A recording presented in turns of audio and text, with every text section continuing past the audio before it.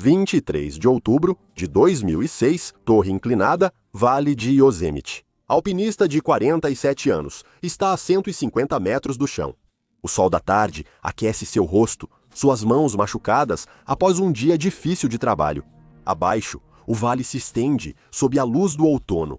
Aqui em cima, só ele e a rocha. A parte difícil já foi feita. Ele trabalhou dias na rota, superou partes difíceis e agora só falta descer de rapel pelas cordas fixas, encerrar o dia. Rotina simples, algo que ele já fez milhares de vezes. O que vai acontecer nos próximos 2 segundos vai chocar escaladores do mundo todo. Em breve, fabricantes vão redesenhar seus equipamentos. 18 anos depois, seu nome seguirá sendo ensinado em todos os cursos de escalada. Como o momento em que tudo mudou, esta é a inacreditável história de Todd Skinner. Bem-vindo ao extremo. Todd Skinner revolucionou a escalada em rocha. Chamavam-no de Michael Jordan do esporte, e ao ver suas conquistas, a comparação não é exagerada. Todd nasceu em 27 de outubro de 1958 em Pinedale, Wyoming. Seu pai administrava uma escola de atividades ao ar livre e Todd cresceu escalando pequenas falésias perto do Lago Burnt. Aos 11 anos, ele chegou ao topo do Gannett Peak, ponto mais alto de Wyoming, com 4.207 metros. Ele foi um dos mais jovens escaladores a alcançar esse cume, mas foi o que ele fez depois da faculdade que mudou tudo. Aos 30 anos, Todd decidiu tentar algo que as pessoas achavam impossível de ver. Na década de 1980, a escalada livre estava explodindo. Escaladores de todo o mundo superavam limites nas paredes de rocha, mostrando que humanos realizam feitos antes tidos como impossíveis apenas uma década antes. E em nenhum lugar essa revolução estava mais intensa do que no Vale de Yosemite, na Califórnia. Escalada livre significa usar apenas as mãos e os pés na rocha. A corda está lá apenas para te segurar caso você caia. Se você cair, não pode puxar nos equipamentos ou usar qualquer equipamento para te ajudar a subir. Apenas escalada pura. E nos anos 1980, isso era o que definia um verdadeiro escalador. Isso criou um problema em Yosemite. Para entender o motivo, você precisa conhecer o El Capitan, uma parede de granito com 900 metros que se eleva no Vale de Yosemite, Califórnia, uma das faces rochosas mais famosas do mundo. Escaladores do mundo todo vêm apenas para ficar na base e olhar para cima. Em 1988, o El Capitan já havia sido escalado muitas vezes, mas sempre com o uso de equipamentos e apoio.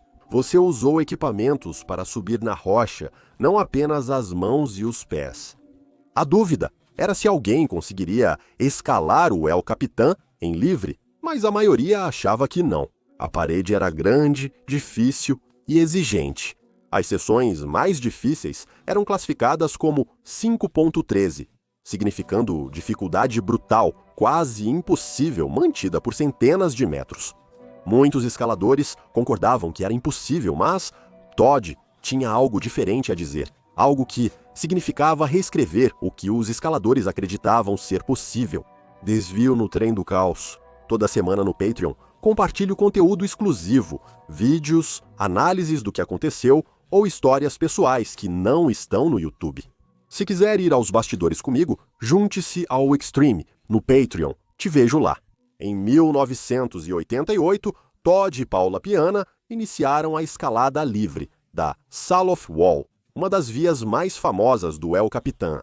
Eles passaram 3 anos se preparando, 3 anos subindo e descendo os mesmos trechos, praticando os movimentos repetidas vezes, memorizando onde colocar as mãos e os pés. Eles passaram quase 40 dias na parede, repetindo as partes mais difíceis até memorizá-las. Eles fizeram um esforço final de 9 dias para completá-la totalmente. Foram 9 dias na parede, dormindo em barracas suspensas a milhares de metros e realizando tarefas difíceis, escalando na rocha, usando apenas as mãos e os pés. Mas eles conseguiram. No 9º dia, chegaram ao topo. Foi a primeira ascensão livre de uma grande parede em El Capitan, onde alguém escalou 900 metros de granito usando só o corpo e a rocha. Essa única escalada mudou Yosemite para sempre. Provou que a escalada livre não era apenas para vias curtas. Você podia levar isso às maiores paredes do mundo, mas Todd foi além. Em 1995, ele foi ao Paquistão e escalou a Torre Trango pelo leste. Essa foi a primeira escalada livre, de grau 7 do mundo, o maior nível de dificuldade da época. A rota tinha mais de 6.000 metros de altura, e Todd e sua equipe passaram 60 dias naquela parede. Sim, 60 dias morando na encosta de uma montanha. Tudo isso ocorreu na temporada mais mortal do Karakoram, com avalanches matando alpinistas em picos próximos e tempestades prendendo expedições em barracas por dias. O parceiro de escalada dele, no Trango, Bob Model, lembrou quando ficaram 9 dias presos na barraca durante uma grande tempestade. A parede acima deles estava gelada. A maioria das expedições já tinha desistido e partido, e Todd escreveu algo na barraca que refletia quem ele era. Chute a escuridão até que sangre luz do dia. Em 7 de setembro de 1995, após 60 dias, eles chegaram ao topo, realizando a primeira escalada livre grau 7 do mundo. Esse era o maior grau de dificuldade que existia na época em uma parede de 6.000 metros, e justamente na temporada mais mortal já vista no Karakoram. Durante sua carreira, Todd realizou mais de 300 primeiras ascensões em 26 países, homem que vivia e respirava escalada em alto nível. Isso mostra que ele compreendia os riscos, melhor que quase todos no mundo. Mas toda essa experiência e conhecimento estavam prestes a traí-lo da pior forma. 23 de outubro de 2006, segunda-feira à tarde, o sol está quente sobre o vale de Yosemite. Todd está em pé na torre inclinada a 150 metros de altura e sorri. As mãos de Todd estão machucadas de tanto enfiá-las nas fendas e seus dedos estão enfaixados com fita. Exausto, Todd está parado no alto da parede, satisfeito após superar a parte difícil. Todd trabalhou na rota por dias e agora finalmente chegou ao topo. Ele só precisa descer de rapel e encerrar o dia. Ele se prende à corda fixa para o rapel e o mosquetão trava com um clique. Tudo está montado corretamente, exatamente como ele fez 10.000 vezes antes. O que Todd não sabe é que está usando uma bomba relógio e nos próximos 2 minutos ela vai explodir. Para explicar o motivo, preciso voltar alguns dias e contar o que ocorria com um equipamento que Todd usava diariamente. 19 de outubro de 2006, Todd e seu parceiro Jim Hewitt estão na base da Leaning Tower, em Yosemite, organizando equipamentos para mais um dia de escalada. Jim, 34 anos da Califórnia, trabalha há dias na rota Jesus Built My Hot Rod. Ela fica na face oeste inclinada da Leaning Tower e Todd está tentando fazer a primeira ascensão livre. Agora, para alguém como Todd, isso não é o Everest. Isso não é uma expedição única na vida. É mais como um treino, o tipo de projeto em que você trabalha. Entre grandes escaladas, você passa dias repetindo trechos, aprendendo movimentos difíceis, levando equipamento e dormindo em barraca suspensa na parede. É um trabalho difícil e técnico, claro, mas também é o tipo de coisa que Todd já tinha feito centenas de vezes em sua carreira. E enquanto eles estão conferindo o equipamento naquela manhã, Jim percebe algo. O loop de segurança do Todd está gasto, não só um pouco, mas muito gasto. Jim consegue ver a fita se desfazendo, como fios se soltando de um tecido. Depois, ele calcula um desgaste de 15% a 20%. Agora, imagine-se no lugar do Jim. Você é o escalador mais jovem, acompanhado de uma lenda que sabe muito mais sobre segurança do que a maioria. E você está prestes a dizer a ele que o equipamento dele é perigoso. Mas Jim, para seu crédito, fala. Eu insisto com ele que isso não está bom, disse Jim. Depois, Todd olhou o laço, sabendo que estava desgastado. Você não passa tantos dias escalando cordas sem perceber que seu equipamento está sendo castigado. Ele não ignora Jim e diz, você está certo, um novo cinto de segurança está a caminho. Reconhecimento feito, o novo cinto de segurança já foi encomendado. Em poucos dias de escalada, ele fará a troca. Eles cogitam reforçar o laço com uma fita extra, mas, enquanto conversam, nenhum acha isso urgente. A questão dos cintos de segurança é que um cinto de escalada possui várias partes. Há um cinto que vai ao redor da sua cintura, alças que vão ao redor das suas coxas e algo que conecta essas duas partes. Bem na frente, há uma alça de fita chamada de alça de segurança. Essa alça é a parte mais forte do seu cinto de escalada quando ele é novo. Ela suporta mais de 2.700 quilos de força, bem acima de seu peso e de uma queda forte. Ela é feita para ser a prova de tudo, então, mesmo desgastada por 15 ou 20 anos, ainda deve aguentar. Ela precisa aguentar bem mais que o peso de uma pessoa. E Todd já estava usando esse cinto há dias, subindo e descendo com ele, fazendo rapel, tudo sem nenhum problema. Então eles tomam uma decisão perigosa, mas que parece completamente razoável. Eles vão continuar escalando. O novo cinto vai chegar em breve, mas alguns dias não vão fazer mal. Nós não falamos mais sobre isso, disse Jim depois. O que realmente acontecia com o loop de segurança do Todd não era totalmente compreendido por nenhum dos dois. Para subir de volta pelas cordas todos os dias, Todd usava dispositivos mecânicos chamados ascensores.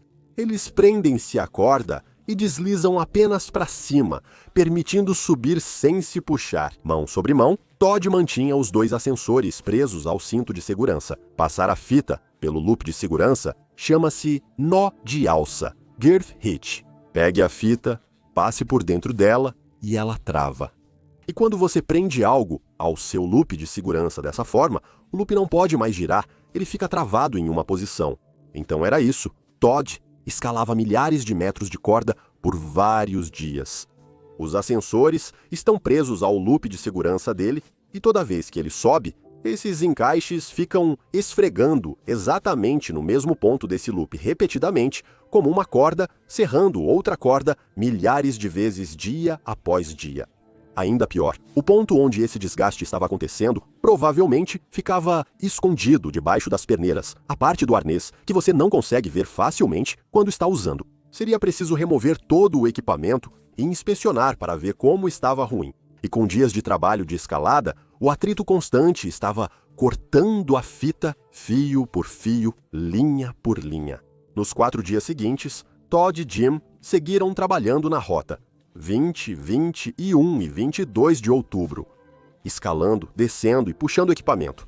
A cada passo, Todd subia por lugares ocultos e mais fios se rompiam, até chegarmos ao dia 23 de outubro de 2006. Todd terminou. Jim está acima dele na rota. Eles estão encerrando o dia, amanhã eles voltarão e continuarão avançando em direção àquela primeira ascensão livre. Todd prepara seu rapel, pura memória muscular. Neste ponto, prenda o dispositivo na corda, passe por dentro, tranque o mosquetão, clique tudo, igual ele fez milhares de vezes. Antes de Todd se inclinar para trás, o peso dele passa dos pés para o arnês e o laço simplesmente se rompe. Num segundo, ele está seguro na descida, no outro ele está caindo por 150 metros de ar livre. Só imagino o que passou pela cabeça do Todd naquele instante. A súbita percepção de que algo está terrivelmente errado, o instante de compreensão, e então, nada que ele possa fazer a respeito. Todd caiu 150 metros nas pedras na base da Leaning Tower. O impacto foi imediato e fatal. Quando o resgate chegou mais tarde naquela tarde, eles encontraram o corpo de Todd deitado no talude, e as evidências do que aconteceu ainda estavam bem ali. Seu dispositivo de rapel ainda estava corretamente preso à corda. O mosquetão de trava ainda estava travado. A corda estava em perfeito estado. A ancoragem acima estava sólida. Cada peça do sistema funcionou perfeitamente. Tudo, exceto o loop de segurança. No dia seguinte, os guardas florestais recuperaram o que restava dele na vegetação na base da parede. Quando examinaram de perto, puderam ver exatamente o que havia matado um dos maiores escaladores que já existiu. A fita estava desgastada onde rompeu, com fios cortados após semanas de fricção. Dano que se acumula lentamente e de forma invisível até não aguentar mais, piorando ao longo de 4 dias de escalada. Depois que alguém aponta e diz, isso não está bom. Para ser sincero, quando ouvi pela primeira vez sobre a história do Todd, meu pensamento imediato foi, mais um caso clássico de excesso de confiança. Uma lenda que se achava acima do básico ficou tão bom em escalada que ignorou suas próprias regras de segurança. Mas quanto mais eu investigava o que realmente aconteceu, mais eu percebia que não era nada disso. Isso não foi arrogância, não foi o Todd pensando, sou experiente demais para isso importar. Na verdade, é quase o oposto. Quando Jim apontou o laço gasto em 19 de outubro, Todd não ignorou nem ficou na defensiva. Ele não disse, eu sei o que estou fazendo, ou não se preocupe, mas sim, você está certo, já tenho um novo cinto a caminho. Ele reconheceu o problema, já tinha encomendado a peça e sabia da necessidade do conserto. Discutiram reforçar com fita extra. Essas não são atitudes de alguém que se acha invencível. O que aconteceu, na verdade, foi algo muito mais sutil e, sinceramente, muito mais humano. Eles viram o laço gasto e pensaram, o cinto de segurança aguentava bem há dias, o novo logo chegaria. Eram só mais algumas escaladas. O laço, quando novo, era forte o suficiente para aguentar 2.700 quilos. Mesmo antigo, com 15 ou 20 anos de uso, ainda deveria aguentar bem mais que o peso de Todd. A matemática funcionava, a lógica fazia sentido e, o mais importante, parecia algo controlável e seguro. Só houve um leve atraso para trocar algo que já seria substituído logo. E esse é o lance sobre a experiência. Ela não te deixa imprudente. Ela te deixa confiante na sua capacidade de gerenciar riscos. Você já fez isso milhares de vezes. Conhece seu equipamento, seus limites e sabe diferenciar o que é realmente perigoso do que só parece perigoso para iniciantes. Mas às vezes, essa confiança no seu julgamento é exatamente o que te cega para o momento em que a margem de erro desapareceu silenciosamente. A morte de Todd chocou o mundo da escalada. Ken Yeager, presidente da Associação de Escalada de Yosemite, registrou tudo o que acontecia por lá. Isso levou as pessoas a refletirem sobre seus equipamentos. Agora sei que vou comprar um novo. Paul Piana, parceiro de escalada de Todd há 30 anos, escreveu: meu maior amigo, meu irmão escolhido. Isso torna a perda de Todd ainda mais trágica, porque esse acidente poderia ter sido evitado. No dia 28 de outubro, que teria sido o 48º aniversário de Todd. Mais de 500 amigos e familiares se reuniram no Sinks Canyon Center, próximo a Lander, Wyoming. Do lado de fora, sob a lua, havia slides, uma fogueira e velas em 2 enormes bolos de aniversário. Todos cantaram parabéns para um homem que não estava lá, mas algo concreto surgiu da morte de Todd. A Black Diamond Equipment, grande fabricante mundial de equipamentos de escalada, criou um programa de testes devido ao ocorrido. Testaram sistematicamente as alças de segurança danificadas. Mesmo com metade da fita cortada, as alças aguentaram mais de 1.700 kg de força. Com 75% cortadas, suportaram quase 1.360 kg. Mesmo com 90% cortada, a alça suportou 352 kg. Para a alça de Todd falhar só com seu peso, ela teria que estar muito mais desgastada que nos testes. Dessa experiência veio a principal regra da escalada. Na dúvida, aposente o equipamento. Esse é o legado de Todd, escrito no próprio equipamento. A indústria também estabeleceu prazos concretos para a aposentadoria dos equipamentos antes da morte de Todd. Após a morte de Todd, os escaladores passaram a aposentar o equipamento quando parecia gasto. As regras: 7 anos para escaladores recreativos, 1 ano para profissionais e 10 anos como limite absoluto. A Black Diamond emitiu alerta específico sobre o que matou Todd, independente de quanto você tenha usado. Eles alertaram para não prender nada permanentemente ao seu loop de segurança, porque isso impede a rotação e cria um desgaste concentrado que você não consegue ver. No pior caso, isso poderia causar um acidente, como o trágico de Todd Skinner. O nome dele agora está permanentemente ligado a esse alerta. Ainda ensinado em cursos e citado em análises de equipamentos, 18 anos depois, a morte de Todd Skinner mudou a escalada livre para sempre, porque isso destruiu um mito perigoso, que experiência garante imunidade e que lendas não morrem por falhas básicas de equipamento.